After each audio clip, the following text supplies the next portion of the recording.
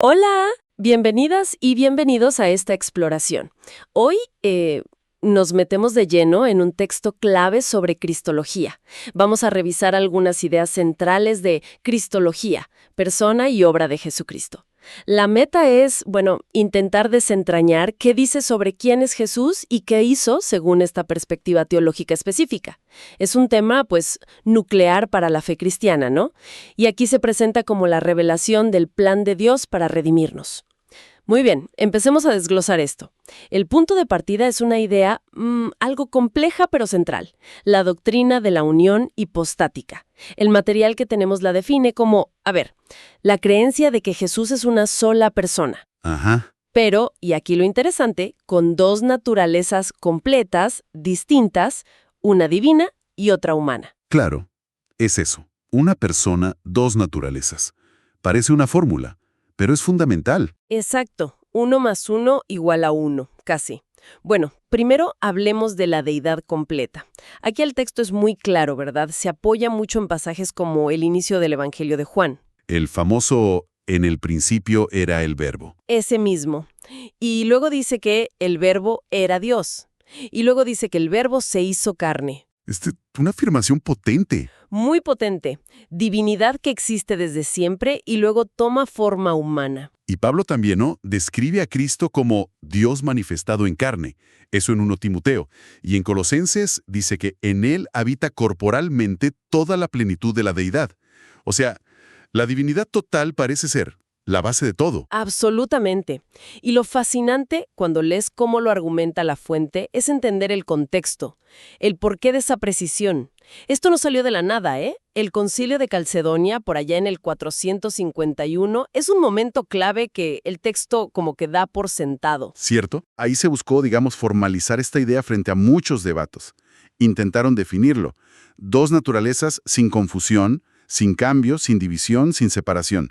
Figuras como Atanasio, mucho antes, o Agustín, ya venían lidiando con esto, defendiendo esta visión contra, lo que la fuente llamaría herejías. Como el arrianismo. Justo, que decían que Jesús era como una criatura muy elevada, pero no Dios. O el docetismo, que negaba que fuera realmente humano, que era como una apariencia. Entiendo. O sé que esas definiciones de los concilios no eran solo discusiones abstractas para teólogos. Para nada. Sino que, viéndolo desde la fuente, eran claves para proteger la lógica misma de la salvación que presentaban. Exactamente, ese es el punto. Si Jesús no era totalmente Dios, ¿cómo podía salvar divinamente? Y si no era totalmente hombre, ¿cómo representarnos o morir por nosotros? Justo ahí está el meollo del asunto para esta fuente. Preservar ambas naturalezas, intactas pero unidas, en una persona. Era la única manera de que la historia de la redención tuviera sentido. Cualquier desviación para un lado o para el otro comprometía todo, según esta visión. La unión hipostática no es una curiosidad, es el cimiento. Tiene sentido, dentro de esa lógica interna. Y eso nos lleva, claro, al otro lado de la moneda, la humanidad completa. El texto insiste mucho en que Jesús no era un Dios disfrazado, era genuinamente humano. Ajá.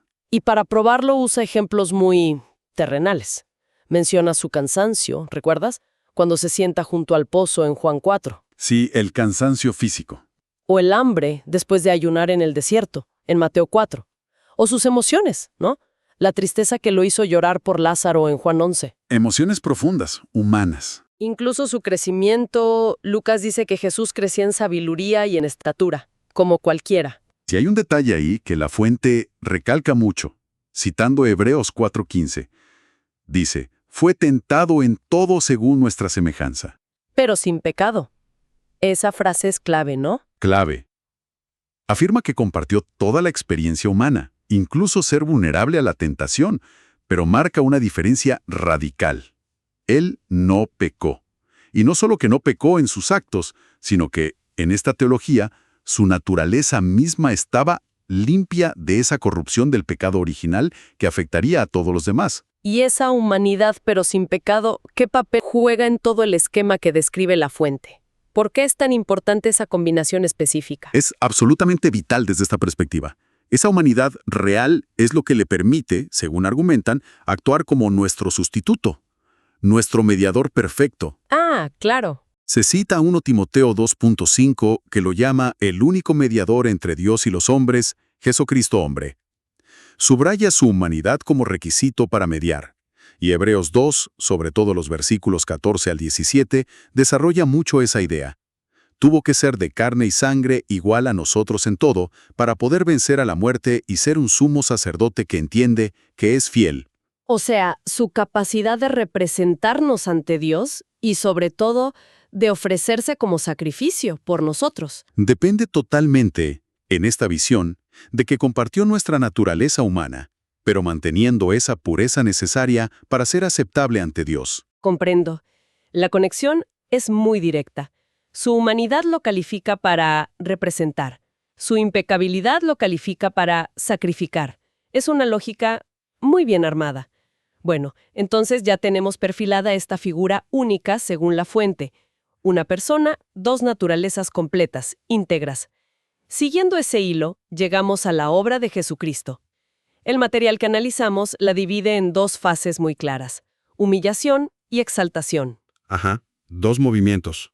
Y aquí es donde parece que esa doble naturaleza entra en acción de formas muy concretas. Empezando por la humillación, lo primero que el texto resalta es el nacimiento virginal. Narra que Jesús fue concebido en María, sí, pero por obra del Espíritu Santo, no por vía natural. Los relatos de Lucas y Mateo, sí. Exacto, Lucas 1, Mateo 1. Y además, lo conecta con la profecía de Isaías 7. He aquí que la Virgen concebirá. ¿Qué importancia teológica le da la fuente a esto? Bueno, según lo ve el texto, esto tiene varias implicaciones muy fuertes. Por un lado, confirma su humanidad total. Nació de mujer como todos. Gálatas 4:4. Pero, y aquí está lo crucial para su argumento, al no tener padre humano, postulan que queda, digamos, fuera de la herencia de la naturaleza pecaminosa, que, dentro de esta teología particular, se piensa que se transmite por vía paterna desde Adán. Es una idea teológica muy específica sobre cómo se hereda el pecado. Entiendo. Entonces, ese modo de nacer se interpreta como la forma en que Dios asegura que Jesús sea sin pecado desde el inicio, ¿correcto? Precisamente. Una impecabilidad que, como ya vimos, era necesaria para que fuera el sacrificio perfecto. Justo. Esa ausencia de pecado heredado, más su vida sin cometer pecado, es lo que para la fuente lo hace el Cordero de Dios sin mancha, el apto para quitar el pecado. Pablo lo dice muy directo en 2 Corintios 5:21. Al que no conoció pecado, Jesús, por nosotros Dios lo hizo pecado. O sea, lo trató como pecador en la cruz. Claro. Obviamente, esta interpretación del nacimiento virginal y cómo se conecta con la naturaleza del pecado, bueno, abre preguntas teológicas importantes sobre la condición humana y qué se necesitaba exactamente para esa expiación. Entendido. Y esa idea del sacrificio necesario nos lleva, casi de la mano, al siguiente punto clave de la humillación: la muerte vicaria. El texto la presenta muy directamente como un sacrificio sustitutorio. Se basa en 1 Corintios 15:5, ¿no? Sí, un texto fundamental. Cristo murió por nuestros pecados, conforme a las Escrituras. Fue sepultado y resucitó al tercer día. Y el análisis recalca esa palabra, vicaria, que significa en lugar de otro. Exacto. La idea no es solo que murió, sino por quién y para qué. Exacto. El concepto central aquí es el de expiación sustitutoria. Su muerte se interpreta, en este marco teológico, como el pago de la condena que la justicia divina pedía por el pecado humano. No se ve tanto como un ejemplo a seguir o un acto trágico de solidaridad, sino como una transacción sacrificial que salda una deuda. Una transacción. Fuerte la palabra. Sí, pero así lo presentan. Citan Romanos 5:8. Siendo aún pecadores, Cristo murió por nosotros. O un Pedro 2:24. Llevó él mismo nuestros pecados en su cuerpo sobre el madero. Este es el corazón de la doctrina de la redención que expone esta fuente. Cristo tomando nuestro lugar y recibiendo el castigo. Una doctrina con unas implicaciones enormes. Pero esta humillación, que termina en muerte y tumba, según la fuente, no es el final. Para nada. La historia da un vuelco total con lo que llama la fase de exaltación. Y el punto de quiebre absoluto es la resurrección corporal. El material es muy insistente en esto, ¿eh? No fue algo espiritual, no fue una idea que sigue viva, sino una resurrección física, real, de su cuerpo. Sí, es muy enfático en eso. Cita a Jesús mismo en Lucas 24 diciéndoles a los discípulos que lo toquen. Mirad mis manos y mis pies, palpad y ved, porque un espíritu no tiene carne ni huesos como veis que yo tengo. Es casi una prueba empírica dentro del relato. Es que, desde la perspectiva de esta fuente, esa resurrección física es la piedra angular, la que sostiene todo el edificio. Le dan varias funciones clave. Primero, la ven como la vindicación final de Jesús por parte de Dios Padre, la prueba definitiva de que lo que decía sobre sí mismo era verdad. ¿Qué era quien decía ser? Exacto. Y segundo, se interpreta como la señal de que su sacrificio en la cruz fue aceptado por Dios, como pago completo y suficiente. La cita de Pablo en 1 Corintios 15 que mencionaste es demoledora en ese sentido. Si Cristo no resucitó, vana es entonces nuestra predicación. Vana es también vuestra fe. O sea, según esta visión, si no hay resurrección literal, física, todo lo anterior, su vida, sus enseñanzas, incluso su muerte en la cruz, se queda vacío, pierde su significado. Correcto. Es un evento que no solo viene después de la cruz, sino que le da su valor definitivo, la reinterpreta. Correcto. En esta teología, la tumba vacía no es un añadido interesante. Es la validación que no puede faltar. Es lo que convierte la cruz de una tragedia en un triunfo redentor. La resurrección corporal es como el sello de aprobación de Dios y la garantía de nuestra propia resurrección futura. Después de esa resurrección y un tiempo en que se apareció a sus seguidores, según los relatos, viene el siguiente paso en la exaltación, la ascensión. El texto describe cómo, 40 días después, Jesús fue elevado al cielo, visiblemente delante de sus discípulos. Sí, un evento público para ellos. Y añade ese detalle simbólico tan importante. Se sentó a la diestra de Dios Padre, que, bueno, en esa cultura y en la Biblia, significa poder, honor, autoridad máxima. La posición de máximo poder, ¿sí? Citan Hechos 1, que lo narra visualmente, y Marcos 16, que dice explícitamente que fue recibido arriba en el cielo y se sentó a la diestra de Dios. Y es clave entender que, según lo expone la fuente, esta ascensión no es el final de su trabajo, es el comienzo de una nueva etapa de su ministerio. Desde esa posición de exaltación, le atribuyen el rol de sumo sacerdote y mediador celestial. Por nosotros, por los creyentes. Sigue trabajando, digamos. Exacto. El libro de Hebreos es central para esta idea, sobre todo los capítulos 4 y 7. Ahí se describe a Jesús como ese gran sumo sacerdote que traspasó los cielos. Uno que puede entendernos porque fue tentado igual que nosotros, y que vive perpetuamente para interceder por los que se acercan a Dios por medio de él. Su obra redentora, por lo tanto, no se acabó en la tierra, continúa activamente desde el cielo, según esta visión. Una obra que continúa. Y esa fase de exaltación, dice el texto, tiene una culminación futura, la promesa de su regreso, la segunda venida. Se remite a lo que los ángeles les dijeron a los discípulos justo después de la ascensión, en Hechos 1. Varones Galileos, ¿por qué estáis mirando al cielo? Este mismo Jesús, así vendrá como le habéis visto ir al cielo. La promesa del retorno. Sí, y se añaden otras referencias que indican que este regreso no será discreto, como la primera vez, sino con poder y gran gloria, dice Mateo 24. Un regreso triunfal. Y con propósitos claros. Juzgar a vivos y muertos, como menciona 2 Timoteo 4, y establecer finalmente su reino de forma visible, definitiva, aquí en la tierra. Esa promesa del regreso es la pieza final del rompecabezas escatológico que presenta la fuente. Es la esperanza última que cierra todo el ciclo de la obra redentora de Cristo.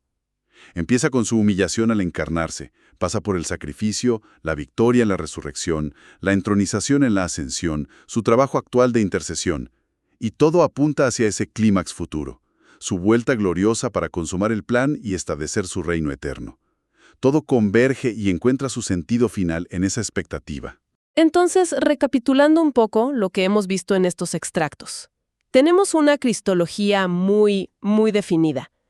Empieza con quién es Jesús, una persona única que une, sin separarlas, la divinidad total y la humanidad total. la unión hipostática. Ajá. Luego, su obra en 2 actos. La humillación, con un nacimiento virginal que, según esto, asegura que sea sin pecado, y una muerte vicaria que paga la deuda. ¿Correcto? Y el segundo acto, la exaltación, arranca con una resurrección corporal, prueba de su triunfo y de la aceptación de Dios. Sigue con su ascensión a un lugar de autoridad desde donde intercede. Y culmina. Y culmina con la promesa de un regreso para juzgar y reinar para siempre. Y creo que lo más notable, al analizar cómo la fuente arma todo esto, no es solo cada doctrina por separado, sino cómo se tejen juntas. Forman una narrativa coherente con una lógica interna, muy sólida. No es una lista de creencias sueltas, ¿sabes? Es la historia, según esta fe, de un Dios que se hace hombre para poder salvarnos desde adentro. Un hombre Dios que muere por otros, pero vence a la muerte, es exaltado al máximo poder, sigue activo y promete volver para terminar la obra. La cristología, así como la presenta este texto, no es un tema más, es el eje sobre el que gira toda la forma de entender a Dios, al ser humano, al pecado, la historia y la salvación que describe. Es una estructura imponente, sin duda. Y para dejar una idea ahí flotando, el texto insiste muchísimo en esa coexistencia, esa tensión constante entre ser plenamente Dios y plenamente humano en una sola persona, Jesús. Sí, esa tensión es central. No es una mezcla, no se anula una naturaleza a la otra, sino las dos juntas, completas. Si nos detenemos a pensar en esa imagen de tensión entre lo divino y lo humano en una figura, como la presenta la fuente, ¿podría esa imagen decirnos algo? Quizás ofrecernos una perspectiva, una metáfora, para pensar en nuestras propias tensiones. ¡Interesante! Esa lucha interna entre nuestras aspiraciones más altas, nuestros deseos de bien, de trascendencia, y nuestras limitaciones más obvias, ¿no? Nuestras fragilidades, errores, contradicciones. Quizás en esa figura que une cielo y tierra hay un eco de nuestra propia complejidad humana. Bueno, es algo para seguir reflexionando.